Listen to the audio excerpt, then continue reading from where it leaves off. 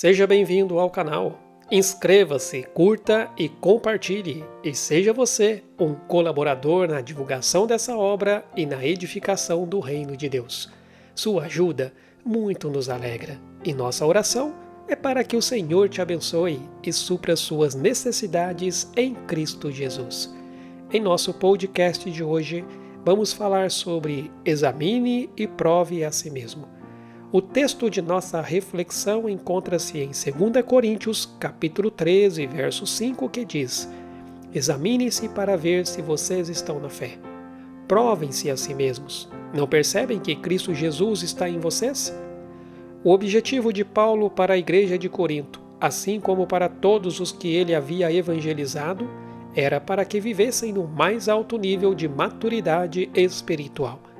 Mas, para crescer em Cristo, eles tinham que permanecer nele. Portanto, Paulo chama-os a examinar-se e determinar sua verdadeira condição espiritual.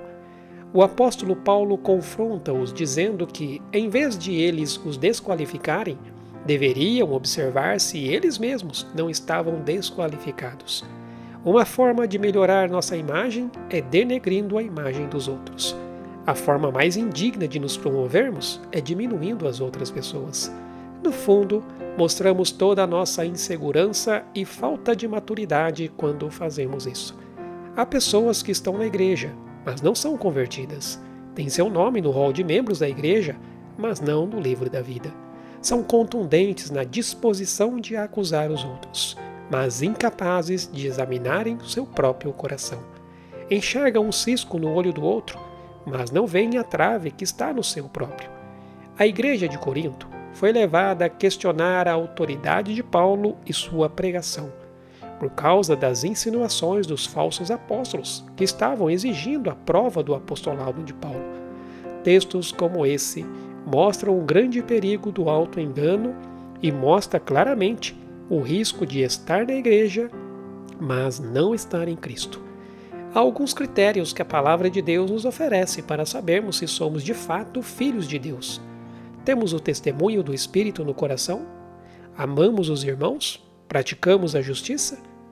Muitos dos problemas da igreja de Corinto eram causados por pessoas que se diziam salvas, mas que, na verdade, nunca haviam se arrependido nem crido em Jesus Cristo. Ainda hoje, há um batalhão de pessoas não convertidas nas igrejas. E confesso, são essas as que dão mais trabalho.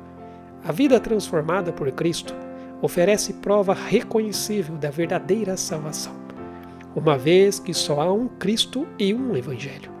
O Evangelho que foi pregado por Paulo e anunciado por ele aos coríntios, ao desprezarem essa mensagem, estavam dando a si mesmos uma nota de reprovação.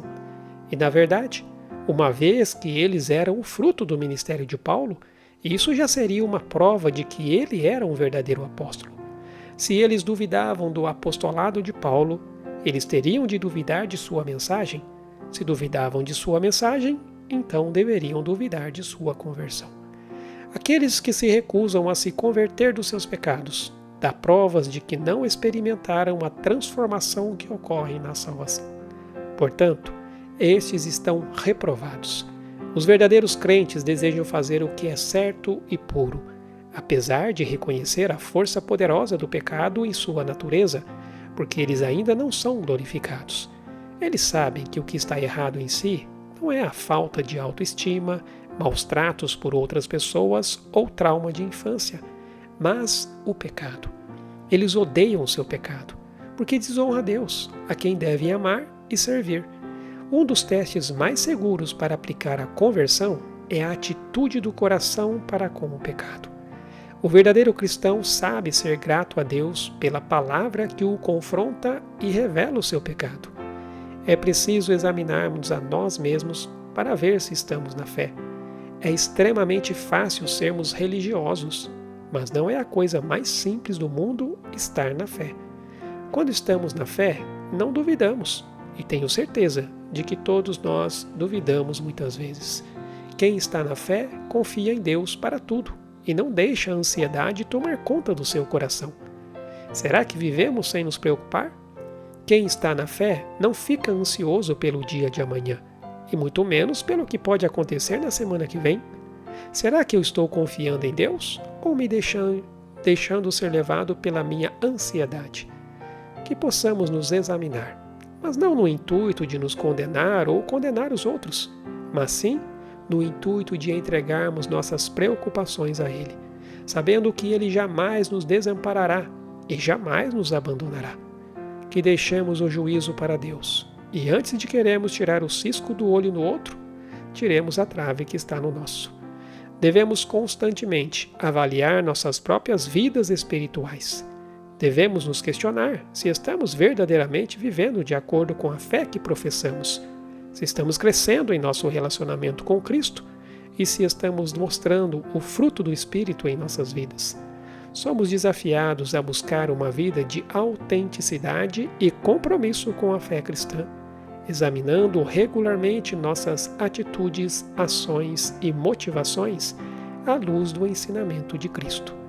Um verdadeiro inventário espiritual não foca no comportamento externo ou atividades religiosas, mas sobre as atitudes internas do coração.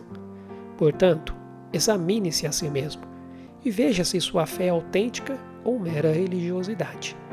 Muitas vezes, em nossa jornada de fé, é fácil nos acomodarmos e presumirmos que estamos firmes em nossa caminhada com Cristo. O desafio de examinar nossa fé não é para nos levar à condenação, mas sim para nos encorajar a buscar uma vida de maior intimidade com Cristo. Quando reconhecemos áreas em que precisamos crescer, podemos nos voltar para Deus em oração e buscar a sua graça para nos fortalecer.